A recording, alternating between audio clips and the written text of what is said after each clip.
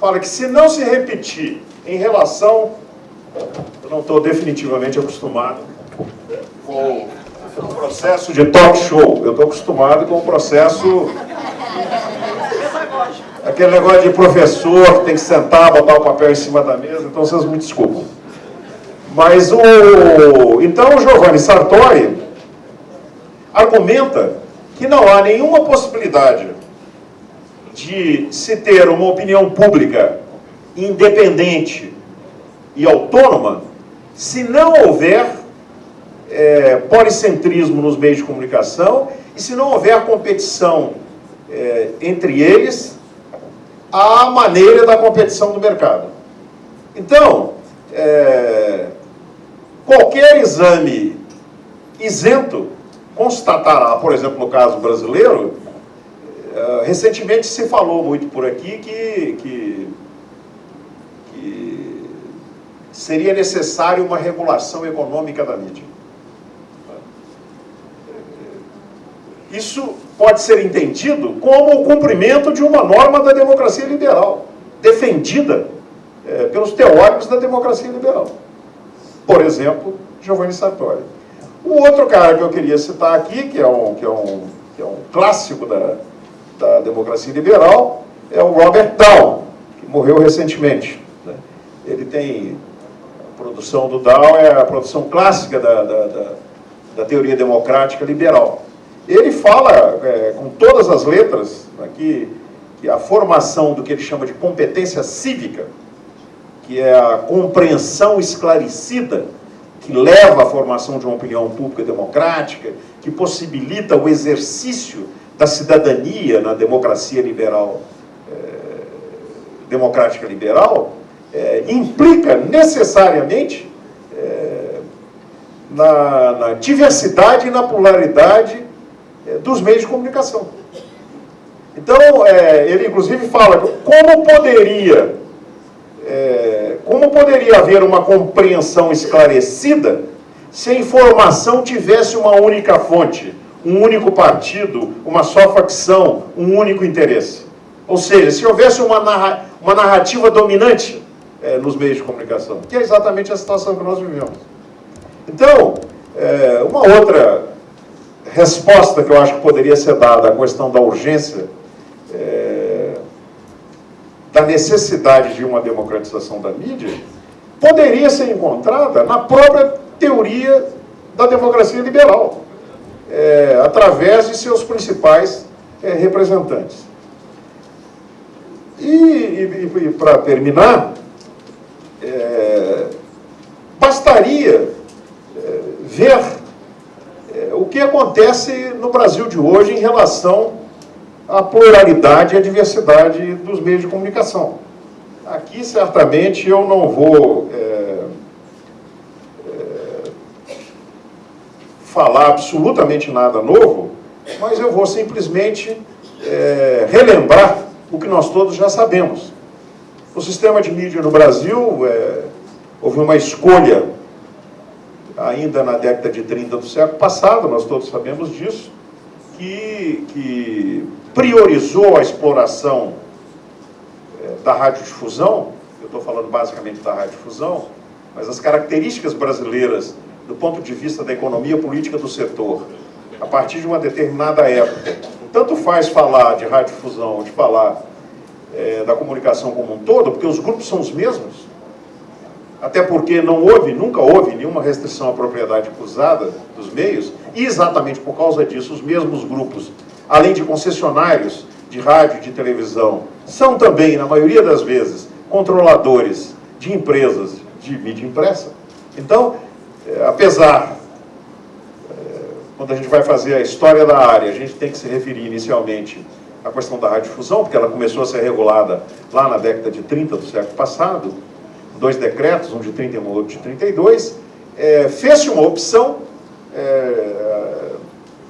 de priorizar a exploração desse serviço público através da iniciativa privada. Então, o modelo que nós adotamos, não, o Estado brasileiro adotou, né? O Estado brasileiro adotou é um modelo que copia, em parte, o modelo americano, que é um modelo de curadoria, entrega para a iniciativa privada, é um modelo comercial financiado pela publicidade. Esse é o nosso modelo. E esse modelo, de certa forma, se naturalizou no Brasil. Ele tanto se naturalizou que, apesar de um artigo da Constituição, que é o 223, prever a complementariedade entre três sistemas, o público, o privado e o estatal, quando em 2007 e 2008 foi criada a empresa pública, EBC, Empresa Brasil de Comunicação, que é uma empresa pública que está cumprindo uma regra da Constituição para promover uma alternativa e para ser complementar aos outros sistemas, foi um escândalo. Porque é como se o único modelo possível fosse o modelo privado. Ao contrário do que aconteceu, por exemplo, em vários países europeus, por exemplo, que o que foi naturalizado foi o modelo público. Então, no Brasil, houve uma naturalização do modelo comercial financiado pela publicidade desde da década de 30 do século passado. Essa é uma característica que valeria também como resposta para a questão da urgência. Nós precisamos de desnaturalizar o modelo comercial. Ele não é o único, nem serve ao interesse público. Na maioria das vezes não serve ao interesse público. Ele precisa ser equilibrado, como já previsto na Constituição de 88, pelos sistemas público e estatal. Além disso, no nosso caso, tem uma situação interessante com relação à legislação. Porque a nossa legislação, ela é primeiro desatualizada. O Código Brasileiro de Telecomunicações, embora a parte de telecomunicações tenha saído do código, a parte de radiodifusão é de 62. Então, é até interessante quando a gente lê o texto da lei hoje, que é uma lei de 62, que tem 50 e... quantos anos? E um, né? 53 anos. Qualquer pessoa que tenha a minha idade, acho que não tem ninguém aqui que tenha a minha idade, mas enfim, é só lembrar o que era a radiodifusão em 1962. Não tem como Então, a primeira característica da nossa legislação é que ela é desatualizada. A outra é que nem os princípios e normas que estão na Constituição de 88, relativos à comunicação social, foram regulamentados. Então, a desatualização e a desregulamentação seriam também explicações mais do que suficientes para a urgência da democratização da comunicação.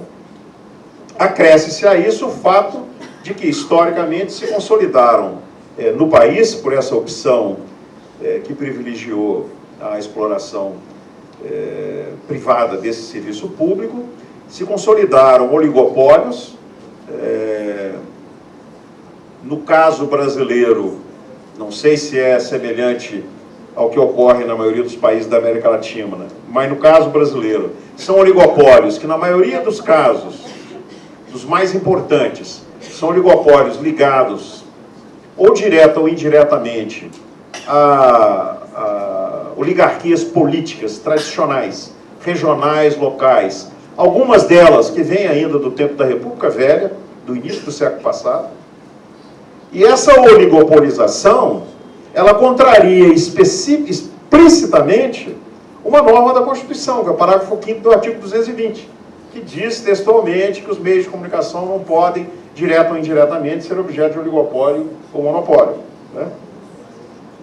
Agora, além dessas razões, dessas justificativas, a gente poderia lembrar uma que já foi mencionada aqui, a questão da homogeneidade do discurso, né, da narrativa. Hoje, no Brasil, isso é uma coisa absolutamente evidente, chega a ser irritante. Há pouco tempo eu vi um exercício que foi feito com a expressão "apesar da crise", vocês devem ter visto, um videozinho que circulou na internet.